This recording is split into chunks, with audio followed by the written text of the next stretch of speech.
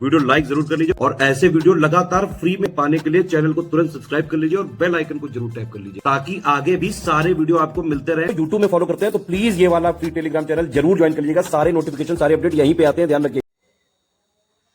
Hello friends, आज की इस क्लास में हम लोग यूपी पीसीएस सी सेट में आए हुए हिंदी के प्रश्नों का विस्तृत हल देखेंगे। तो स्टार्ट करते हैं अपने क्लास को। देखिए, क्लास स्टार्ट करने से पहले अगर आप हमारे पैड ग्रुप से जुड़ना चाहते हैं तो ये टीम का नंबर दिया गया है, आप यहाँ से संपर्क कर सकते हैं। हमारे पैड ग्रुप से जुड़ कर आप UP PSC, UK PSC, BPSC, UP triple SC, RO, HCH की विस्तृत तैयारी कर सकते हैं। अगर आप हमारे टेलीग्राम चैनल से जुड़ना चाहते हैं फ्री में, तो इसके लिए आपको टेलीग्राम इंस्टॉल करना है, @study for civil services search करना है, वहां से आप हमारे टेलीग्राम चैनल से जुड़ सकते हैं। चलिए देखते हैं अपने क्वेश्चंस को। पहला क्वेश्चन यहाँ पर क्या है, देखिए पहला क्वेश्चन यहाँ पे पूछा जा रहा है, निम्नलिखित में सही विराम चिन्ह से युक्त वाक्य का चुनाव कीजिए। यहाँ पर 4 वाक्य दिया गया है जिसमें से एक वाक्य में सही विराम चिन्ह का प्रयोग है। आपको वो विराम चिन्ह वाला वाक्य आपको चूज करना है, मतलब चुनना है कौन सा सही है। देखिए, सुनो सुनो वह गा रही है, ये सही हो सकता है, यहाँ पे विराम चिन्ह सही दिख रहा है। राम, लक्ष्मण और शत्रुघ्न, देखिए यहाँ पे विस्मयादि बोधक का ये जो चिन्ह लगा है इसका कोई महत्व नहीं है, तो ये गलत हो जाएगा। राम, नरेश, गोबर, गणेश, यहाँ पे डैश ये उचित नहीं दिख रहा है, ये भी गलत हो जाएगा। क्या आप ये हरिद्वार यहाँ पे होगा, हरिद्वार से आ रहे हैं। देखिए यहाँ पे क्वेश्चन पूछा जा रहा है, अगर क्वेश्चन पूछा जा रहा है तो ये भी गलत हो गया। तो जब 3 ऑप्शन गलत हो गए तो ऑप्शन नंबर ए आपका सही हो जाएगा। चलिए अगले क्वेश्चन पर आते हैं। अगला क्वेश्चन यहाँ पे दिया है, जिलाधिकारी ने सबको उपस्थित रहने का निर्देश दिया है में कौन सा वाच्य है। देखिए वाच्य की बात करेंगे, वाच्य 2 तरीके का होता है। एक आपका कर्तृवाच्य होता है जिसमें कर्ता कोई काम करता है, और दूसरा आपका कर्मवाच्य होता है जिसमें कर्म कोई काम करता है ना। देखिए यहाँ पे जिलाधिकारी ये करता है तो यहाँ पे क्या हो जाएगा, कर्तृवाच्य हो जाएगा, तो ये कर्तृवाच्य इसमें सही होगा। देखिए अगर यहाँ पे कर्म ने कोई काम किया होता तो यहाँ पे क्या होता है, कर्मवाच्य होता है, लेकिन इसमें कर्तृवाच्य सही है। चलिए अगले क्वेश्चन पर आते हैं। अगला क्वेश्चन यहाँ पे दिया गया है, निम्नलिखित वाक्यों में से वह वाक्य चुनिए जिसमें सार्वनामिक विशेषण है। देखिए सार्वनामिक विशेषण क्या होता है इसके बारे में बता दें। अगर कभी भी कोई सर्वनाम जो निजवाचक और पुरुषवाचक को छोड़कर है, मतलब कोई भी सर्वनाम निजवाचक और पुरुषवाचक सर्वनाम को छोड़ करके जब किसी संज्ञा के पहले आता है तो सार्वनामिक विशेषण होता है। मतलब निजवाचक और पुरुषवाचक, देखिए निजवाचक या पुरुषवाचक है ना, इन 2 सर्वनाम को छोड़ करके अन्य जितने भी सर्वनाम होते हैं अगर ये किसी संज्ञा के पहले आते हैं तो यहाँ पे क्या होता है, यहाँ पे सार्वनामिक विशेषण होता है। ठीक, तो ये सार्वनामिक विशेषण का डेफिनेशन हो गया, मैंने बोल दिया। जैसे एग्जाम्पल के तौर पे वह घोड़ा, यह नौकर, ये सब होगा। ठीक है, तो देखिए वह बहुत सौम्य है। ठीक है, तो यहाँ पे सीधी सी बात है, वह बहुत सौम्य है। ठीक, देखिए आगे और बढ़ते हैं। देखिए वहां सैकड़ों, देखो यहाँ पे सबसे पहले ना संज्ञा होना चाहिए। देखिए यहाँ पे बहुत, ये तो संज्ञा नहीं है ना, सैकड़ों ये भी संज्ञा नहीं है। लीटर, देखिए यहाँ पे नंबर आ रहा है तो ये नहीं होगा। देखिए कोई आदमी आ रहा है, यहाँ पे ये ऑप्शन सही दिख रहा है ना, तो ये ऑप्शन सही है, ऑप्शन नंबर डी। चलिए नेक्स्ट क्वेश्चन पर बढ़ते हैं। अगला क्वेश्चन क्या होगा, अगला क्वेश्चन है अत्यधिक में कौन सा समास, कौन सी संधि है ना। अत्यधिक लिखा है, इसमें कौन सी संधि पूछी जा रही है। देखिए कौन सी संधि, अगर इसकी संधि की बात करेंगे तो जो अत्यधिक है, अत्यधिक इसमें यड़ संधि है ना, यड़ संधि है ना, यड़ संधि, ये आपको याद रखना है। देखिए अगर कभी आपसे इसका संधि विच्छेद पूछ लेता तो आप लिखते अति और प्लस अधिक, ये हो जाएगा। अब इसके अलावा ना कभी आपको ये ऐसे भी दे सकते हैं, इसमें स्वर संधि है, व्यंजन संधि है, फिर विसर्ग संधि है। तो जो यड़ संधि है ये स्वर संधि के अधीन आता है, मतलब स्वर संधि के अंतर्गत होता है। तो यहाँ पे इसमें यड़ सही होगा। इसके अलावा आपको एक चीज और याद रखना है, इसका संधि विच्छेद अति प्लस अधिक होता है और ये स्वर संधि के अधीन आता है। चलिए अब आते हैं अगले क्वेश्चन पे। अगला क्वेश्चन देखिए, जिन शब्दों से काम का करना या होना पाया जाता है उसे क्या कहते हैं ना। अब देखो सीधी सी बात है, काम होने की बात हो रही तो फिर क्रिया कहेंगे, तो क्रिया कहते हैं। एकदम साधारण सा क्वेश्चन है। देखिए सर्वनाम अपूर्ण, देखिए सर्वनाम क्या होता है आपको पता है, जो संज्ञा के स्थान पे प्रयोग होते हैं। क्रिया विशेषण ये भी आपको पता है, अपूर्ण क्रिया ये तो बनेगा नहीं है ना, तो ये हो गया। चलिए अगले क्वेश्चन पर आते हैं। नेक्स्ट क्वेश्चन क्या दिया है, अनेकार्थी शब्द प्रभाव का इनमें से एक अर्थ नहीं है। मतलब प्रभाव का कौन सा अर्थ नहीं होगा। देखिए प्रभाव का अर्थ सामर्थ्य होता है, शक्ति होता है, महिमा होता है, दबाव होता है ना। तो यहाँ पे विग्रह जो ऑप्शन है ये इसका सही मतलब आंसर हो जाएगा, इसका अर्थ नहीं है। ऑप्शन नंबर 6 मतलब ऑप्शन एक क्वेश्चन सेट में ऑप्शन सी।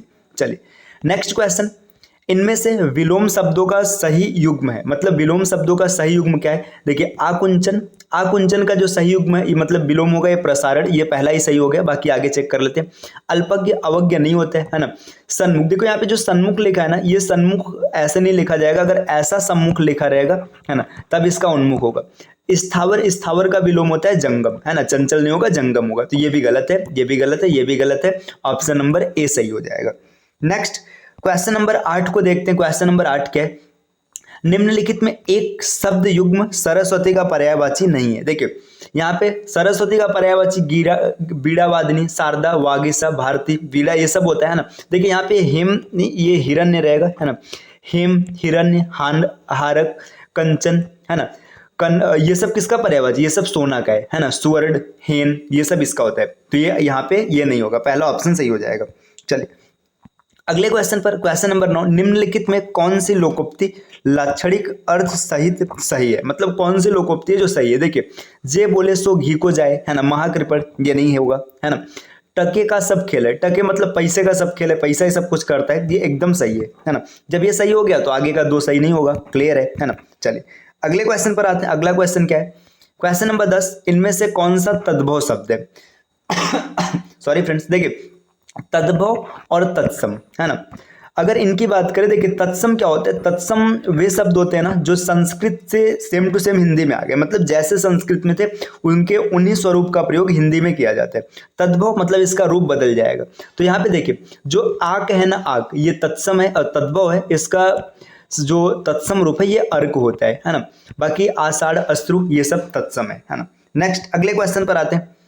अगला क्वेश्चन है अधोलिखित में से शुद्ध वर्तनी वाला शब्द है, कौन सा शब्द है जो सही है? देखिए बारात, ये बारात ऐसे नहीं होता है, ये ऐसे बारात लिखा जाता है, ये सही होगा इसका। कालिदास, कालिदास ऐसे लिखा जाएगा, कालिदास, है ना, कालिदास का सही स्वरूप ये होगा। आगे बाजार, बाजार नहीं होता है, ये बाजार होता है ना, जब बाजार लिखा जाएगा तो ऑप्शन नंबर डी सही हो जाएगा। चलिए अगले क्वेश्चन पर आते हैं। नेक्स्ट क्वेश्चन नंबर, देखिए प्रश्न 12 से लेकर के 16 तक के लिए यहाँ पे गद्यांश दिया है ना। निम्नलिखित गद्यांश को ध्यान से पढ़िए और प्रश्न 12 से 16 तक के उत्तर इस गद्यांश पर आधारित है ना, उसको देना है। तो चलिए गद्यांश पढ़ते। देखिए हर एक राष्ट्र अपनी संस्कृति के बल पर ही प्रगति करता है, मतलब संस्कृति के बल पर राष्ट्र की प्रगति होती है। सांस्कृतिक धरोहर के माध्यम से ही वह अपना जीवन सुखी, उपयोगी, शांत एवं आनंदमय बना सकता है। सभ्यता और संस्कृति में घनिष्ठ संबंध होते हुए भी अंतर है। जीवन को श्रेष्ठ तथा उन्नत बनाने की साधनाओं का नाम संस्कृति है और उन साधनाओं से प्राप्त जीवन प्रणाली का नाम सभ्यता है।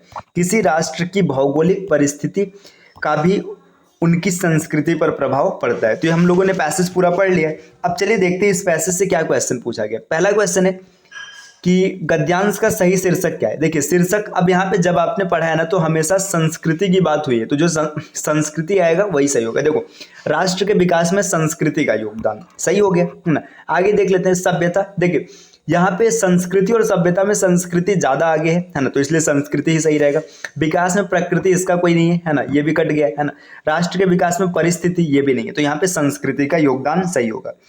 अगले क्वेश्चन पे, क्वेश्चन नंबर 13 क्या बोल रहे हैं? राष्ट्र किसके बल पर प्रगति कर सकता है? मतलब राष्ट्र किसके बल पे प्रगति कर सकता है? संस्कृति के बल पे, है ना, तो ऑप्शन नंबर डी हो जाएगा सही।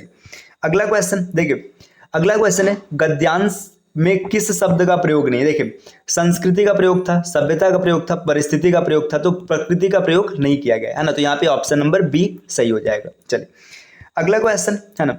नेक्स्ट ये क्वेश्चन है 15 नंबर का। प्रत्येक राष्ट्र की संस्कृति वहां की, आपने अभी देखा था, भौगोलिक स्थिति पर निर्भर करती है, ऑप्शन नंबर ए सही हो जाएगा। नेक्स्ट अगले क्वेश्चन पर आते हैं। क्वेश्चन नंबर अगला क्या पूछ रहा है ना, क्वेश्चन अगला यहाँ पर दिया गया है सभ्यता और संस्कृति में, है ना। यहाँ पे क्वेश्चन ये बोल रहा है कि जो सभ्यता है और जो संस्कृति में, मतलब किस प्रकार से रिलेशन है। तो देखिए सभ्यता और संस्कृति में केवल घनिष्ठ संबंध है ना, ये तो नहीं बोला जा रहा था, है ना। आगे है केवल अंतर है, ये भी नहीं बोला जा रहा था। कोई संबंध नहीं, ये भी बात नहीं था, है ना। बात ये था घनिष्ठ संबंध होते हुए भी अंतर है, तो ये इस क्वेश्चन का सही आंसर हो जाएगा। तो ये हम लोगों ने पैसेज नंबर, ये एक पैसेज कर लिया। देखिए ये जो पैसेज पूछा गया है ना, ये काफी सरल पैसेज था, आप एकदम आसानी से सेट, मतलब एक एक आंसर ढूंढ पा रहे थे। ऐसा आसान पैसेज अब इससे आसान तो आपको नहीं मिल सकता है ना। तो पैसेज में कुछ नहीं था, ये 5 नंबर एकदम फ्री के थे, आप आराम से यहाँ से नंबर गेन कर सकते थे। 5 नंबर का मतलब 5 क्वेश्चन की बात हो रही है ना। चलिए अगले क्वेश्चन पर आते हैं, क्वेश्चन नंबर 17 है ना। क्वेश्चन 17 क्या है, द्विरुक्ति संबंधी अशुद्ध शब्द नहीं है। मतलब यहाँ पे अशुद्ध नहीं है, मतलब बात बोला जा रहा है कि कौन सा, मतलब देखो सबसे पहले द्विरुक्ति का मतलब क्या होता है ये समझ लीजिए। द्विरुक्ति का मतलब ये होता है कि कोई ऐसा शब्द जिसको 2 बार बोला गया। देखिए यहाँ पे अशुद्ध नहीं मतलब शुद्ध की बात बोला जाएगा। देखिए आपकी, देखिए अच्छी संगति है ना, इसको अभी होल्ड पे रखते हैं, ये ऑप्शन बन सकता है ना। अच्छी अलग चीज है, संगति अलग शब्द है। आपकी मतलब आपका, मतलब यहाँ पे भव दिया, दोनों का एक ही अर्थ होगा है ना।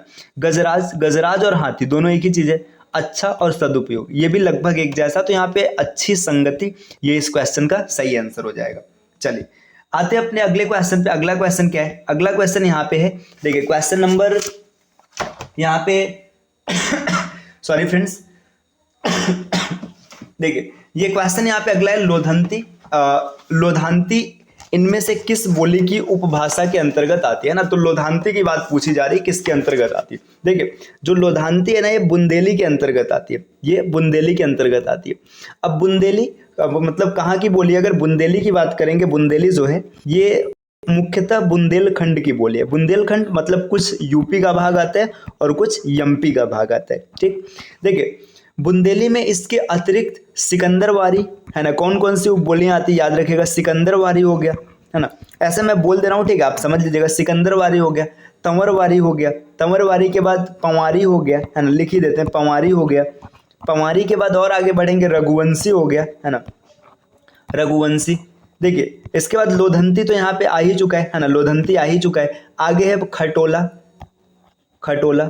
खटोला के बाद और आगे बढ़ेंगे, जैसे बनाकरी, बनाकरी के बाद निभट्टा है ना, ये सब। तो देखिए यहाँ पे खटोला याद रखिएगा इंपॉर्टेंट है, बनाकरी इंपॉर्टेंट है याद रखिएगा, पवारी याद रखिएगा है ना। तो इन सब बोलियों को आप याद रखिएगा, ये आगे आपको मिल सकते हैं पेपर में है ना। नेक्स्ट देखिए क्वेश्चन नंबर 19।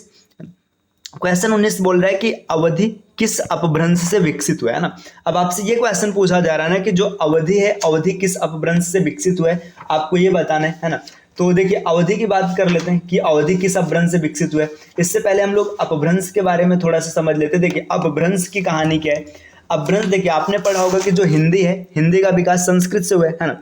हिंदी की आदि जननी कौन है, संस्कृत है। जो हिंदी है ना, इसकी जो आदि जननी है कौन है, संस्कृत है। तो संस्कृत में क्या होता है, संस्कृत पहले परिवर्तित हुआ था पाली में है ना, फिर पाली परिवर्तित हुआ था प्रकृति में, प्राकृत में, प्राकृत से बना अपभ्रंश है ना, अपभ्रंश बना था। देखिए अपभ्रंश का मतलब होता है अपने मतलब पथ से भटका हुआ है ना। तो अपभ्रंश की बात अगर किया जाए तो एक हिंदी के विद्वान थे डॉक्टर भोलानाथ तिवारी जी है ना। डॉक्टर भोलानाथ तिवारी जी ने क्या किया, अपभ्रंश की मतलब 7 स्वरूप को बताया था। सौरसैनी, मागधी, अर्धमागधी, पैचासी, ब्रांचड़, खस और महाराष्ट्र है ना। देखिए टोटल 7 अपभ्रंश बताया था।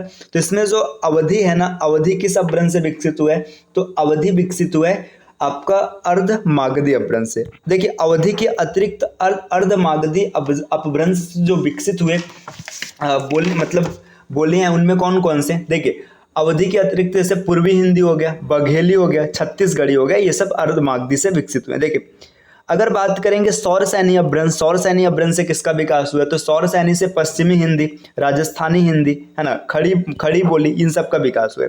अगर मागधी से बात करेंगे तो मागधी मतलब मगध, मगध मतलब पटना के आसपास का क्षेत्र है। तो यहाँ पे क्या हो जाएगा, बिहारी आ जाएगा, बंगाली आ जाएगा, उड़िया आ जाएगा, आसामी आ जाएगा, ये सब याद रखिएगा। देखिए सौरसैनी अपभ्रंश में ना आपको एक चीज और याद रखना है, इसमें जो पश्चिमी हिंदी है, पश्चिमी हिंदी में खड़ी बोली, ब्रज भाषा, कन्नौजी, बुंदेली, हरियाणवी, इन सब का नाम याद रखना है। चलिए बढ़ते हैं नेक्स्ट क्वेश्चन पे। अगला क्वेश्चन क्या है हम लोगों के सामने, क्वेश्चन नंबर 20 पर है ना। 20वां क्वेश्चन देखिए इसमें क्या दिया है। 20वां क्वेश्चन इसमें ये पूछ रहा है, क्या हो गया, चलिए ये देखिए 20वां क्वेश्चन है, श्री निम्नलिखित में से शुद्ध वाक्य है। अब कौन सा वाक्य शुद्ध है ये बताना। देखिए श्री कृष्ण के अनेकों नाम है, ये गलत हो जाएगा, अनेकों नाम नहीं होगा है ना। श्री कृष्ण के अनेक नाम है, सही दिख रहा है ना। छात्रों ने प्रधानमंत्री को अभिनंदन पत्र प्रदान किया, देखिए प्रदान किया, यहाँ पे ये वर्ड आपको ध्यान देना है, शब्द जो दिया है। जब कभी भी प्रदान की बात होती है तो हम लोग क्या करते हैं, अपने से छोटे के लिए यूज करते हैं ना। अब तो यहाँ पे प्रदान नहीं होगा है ना। अब आगे क्या, साहित्य और जीवन का घोर संबंध है ना। तो साहित्य और जीवन का घोर संबंध है ना। देखिए इसमें अगर हम देखेंगे तो श्री कृष्ण के अनेक नाम है, यही यहाँ पे सही ऑप्शन हो जाएगा। नेक्स्ट अगले क्वेश्चन पर आते हैं, क्वेश्चन नंबर 21। क्वेश्चन नंबर 21 क्या है, निम्नलिखित में से किस एक वाक्य में के एक शब्द में व्यंजन वर्ण संबंधी अशुद्धि है, मतलब व्यंजन यहाँ पे कोई ना कोई गलत होगा, आपको देखना। देखिए जमींदार के पास 2 सिपाही थे, है ना, लगभग सब कुछ सही दिख रहा है। आगे है, उसे धोखा देकर लूट लिया गया। देखो धोखा, इस वर्ड को देखो, धोखा वर्ड नहीं होता है ना, धोखा है ना, धोखा शब्द नहीं होता है, जब भी इसको लिखा जाता है इसे धोखा लिखा जाता है ना, धोखा लिखा जाता है। तो क्लियर हो गया कि ऑप्शन नंबर बी आपका यहाँ पे आंसर आएगा। देखिए और भी देख लेते हैं, अभी तुम किस कक्षा में पढ़ते हो, ठीक है सही है। लोग मजदूरों का शोषण करते हैं, ये भी सही, तो ऑप्शन नंबर बी यहाँ पे आपका सही आंसर बन जाएगा। चलिए नेक्स्ट क्वेश्चन पर आते हैं। तो अगला क्वेश्चन हम लोगों के सामने क्या है, देखिए अगला क्वेश्चन ये क्वेश्चन नंबर 22 है। क्वेश्चन नंबर 22 क्या बोल रहे हैं, निम्नलिखित में से कौन सा शब्द तत्सम नहीं है, मतलब तत्सम नहीं है, तद्भव है। देखिए अगर यहाँ पे देखेंगे तद्भव, देखिए छुर है ना, यहाँ पे जो छुर है ना ये तत्सम शब्द है, इसका तद्भव होता है खुर, है ना। इसके बाद देखिए क्षेत्र, क्षेत्र भी तत्सम है, इसका जो तद्भव आएगा ये खेत होता है। वानर, वानर का बंदर हो जाएगा, तो खार जो है ये आपका सही आंसर बनेगा, ऑप्शन नंबर डी, है ना। चलिए अब अपने अगले क्वेश्चन पर आते हैं। हम लोगों का क्वेश्चन अगला है, देखिए क्वेश्चन अगला यहाँ पे दिया गया है, घोंघा बसंत मुहावरे का अर्थ है ना, मतलब जो घोंघा बसंत है इस मुहावरे का अर्थ क्या है। तो देखिए घोंघा बसंत आपने देखा होगा, बोला जाता है एकदम घोंघा बसंत हो गया, मतलब एकदम मूर्ख हो, है ना। तो यहाँ पे इसका सही आंसर हो जाएगा बी, मतलब मूर्ख, है ना। बस में होना ये तो होगा नहीं, है ना, बुद्धिमान इससे भी कोई वो नहीं है, व्यवहार से भी नहीं है, तो आपका आंसर हो जाएगा बी। चलिए अगले क्वेश्चन पर आते हैं। अगला क्वेश्चन क्या, अगला क्वेश्चन है गंगा शब्द का पर्यायवाची नहीं है। देखिए गंगा के पर्यायवाची की बात करेंगे तो गंगा का भागीरथी, त्रिपथगा, देव नदी, है ना, ये सब गंगा के पर्यायवाची होते हैं। भागीरथी यहाँ पे भागीरथी होगा, है ना, ये हो जाएगा, है ना। त्रिपथगा ये भी गंगा का पर्यायवाची है ना। देव नदी ये भी। तो देखिए रवि तनया, रवि तनया जो है ना ये यमुना का पर्यायवाची होता है, ये गंगा का नहीं होता है, इसको याद रखिएगा ना, रवि तनया। चलिए तो 24 का ऑप्शन नंबर सी सही हो जाएगा, है ना। नेक्स्ट क्वेश्चन पे आते हैं। क्वेश्चन अगला जो है क्वेश्चन 25वां, है ना। क्वेश्चन 25 में बोला जा रहा है कि विसर्ग का उच्चारण स्थान है, ये यहाँ पे, ठीक है। चलिए देखिए विसर्ग का उच्चारण स्थान है, तो विसर्ग का उच्चारण स्थान जो होता है विसर्ग, इसका उच्चारण स्थान है कंठ, है ना, तो इसका सही आंसर हो जाएगा, ठीक है। अनुनासिक नहीं होगा, तालब, ओठ से ये सब नहीं, ठीक है। तो विसर्ग क्या है, कंठ इसका उच्चारण स्थान है, ठीक। देखिए अगर उच्चारण स्थान की बात करें ना तो इसमें आपको मैं एक यहाँ पे ट्रिक बता रहा हूँ, देखिए इससे आपका काफी क्लियर हो जाएगा। अभी हाल फिलहाल ये व्यंजन के लिए, स्पेशली ये स्पर्श व्यंजन के लिए, देखिए स्पर्श व्यंजन में अगर हम लोग बात करेंगे ना, इससे क वर्ग होता है क ख ग घ अंग, च वर्ग होता है च छ ज झ ञ, ठीक है। ट वर्ग है ट ठ ड ढ अड़, प वर्ग है प फ ब भ म, और इसके बाद अच्छा यहाँ पे छूट रहा है त वर्ग, है ना, यहाँ पे त वर्ग है ना, त वर्ग है त थ द ध न, और प वर्ग है प फ ब भ म, ये 25 हो गए। इनका उच्चारण स्थान कैसे याद रखना है, एक छोटा सा ट्रिक याद रख लीजिएगा, KTM 2, KTM 2, है ना। KTM 2 का मतलब क्या है, के फॉर कंठ, है ना, मतलब क ख ग घ अंग इनका उच्चारण स्थान कंठ है। च छ ज झ इ इसका उच्चारण स्थान तालु है या फिर तालब, है ना। ट ठ ड ढ अड़ यहाँ पे म है ना, म मतलब मूर्धन, है ना। त थ द ध न ये दंत, और इसके बाद प फ ब भ म ये ओष्ठ, है ना। तो इस ट्रिक से आप आसानी से याद रख सकते हैं। तो ये क्वेश्चन थे जो कि यूपी PCS में आए हुए थे, है ना, CSAT में हिंदी के क्वेश्चंस बने थे। तो यहाँ पे हम लोगों ने इसका विस्तृत सॉल्यूशन देख लिया, है ना, इसको कैसे हल करना था, क्या तरीका था, सब कुछ हो गया। तो चलिए अब उम्मीद है कि वीडियो आपको पसंद आया होगा, आपने वीडियो को पूरा देखा होगा, इसका आपने लुत्फ लिया होगा, है ना। अब वीडियो पसंद आया तो लाइक कर दीजिएगा, साथ में जो भी आपके विचार है कमेंट कर दीजिएगा, और इस प्रकार के और भी वीडियोस देखने के लिए हमारे चैनल CSAT प्रिपरेशन को सब्सक्राइब कर लीजिएगा, ताकि हर तरीके की जानकारी आपको मिल पाए, कोई भी जानकारी आपसे मिस ना होने पाए। और अब आगे की क्लास में हम लोग एक सीरीज स्टार्ट करेंगे जिसमें सीरीज वाइज क्लासेस होंगी, तो आप आसानी से तैयारी कर सकते हैं। तो चलिए मिलते हैं अब आपसे नेक्स्ट वीडियो में, तब तक के लिए आप अपना ध्यान रखिएगा। चलिए take care, bye bye and thank you.